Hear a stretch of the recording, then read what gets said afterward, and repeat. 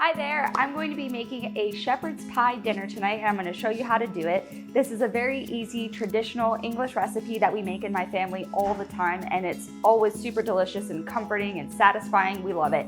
You can make shepherd's pie with really any type of meat. Sometimes I use ground turkey, but tonight I'm going to be using ground beef because my family likes that better. I also highly recommend boiling your own potatoes and mashing them yourself rather than using, like a boxed version. We do that sometimes to cut corners, but not tonight. And this is a great dish to serve for dinner really any night of the week.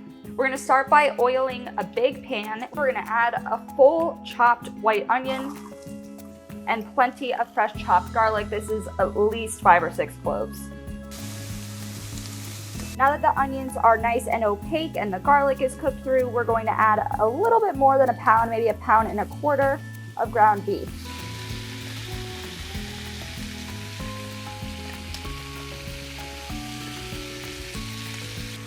Mix it all up nice and good.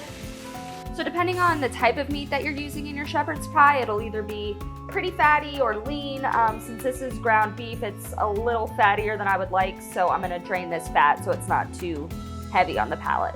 Now to kick up the flavor, we're gonna add some Worcestershire sauce, or as Guy Fieri will say, Worcestershire, and just a splash of red wine. Now to my meat mixture, this is kind of a hack. You can add frozen peas and carrots.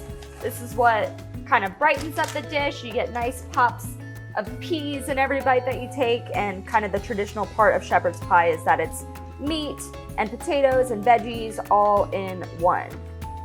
And also this is giving it great color.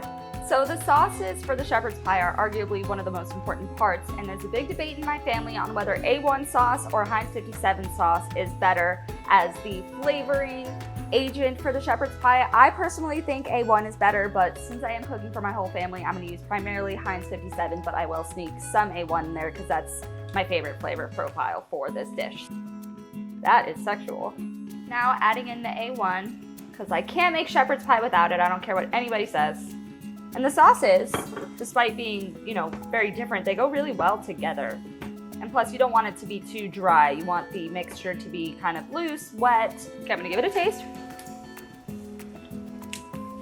It's gonna be a good one. A good batch, my friends. Okay, hopefully I can do this gracefully, but it is time to transfer our meat and pea and carrot mixture into the baking pan. Wow, I'm impressed with myself. So while the oven is preheating to 350 degrees, we are gonna work on the pièce de résistance for the shepherd's pie, which is the fresh mashed potatoes, which I'm going to do with butter, milk, and a little bit of sour cream, and of course some seasoning, and then we're gonna add it on top. We have 5 Yukon Gold potatoes, and I'm gonna add a hearty wad of butter and a scoop of sour cream and a splash of milk. Now my arm workout commences. Okay, we've got the potatoes nice and creamy. We're just gonna season them with some salt, garlic powder, of course, and pepper.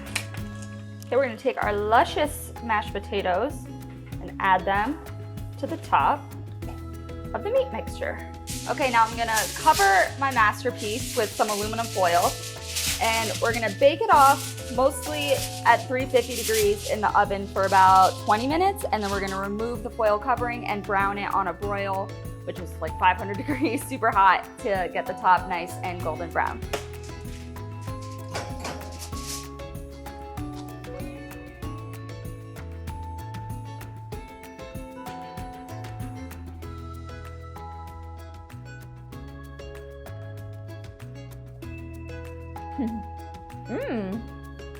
This is a great batch.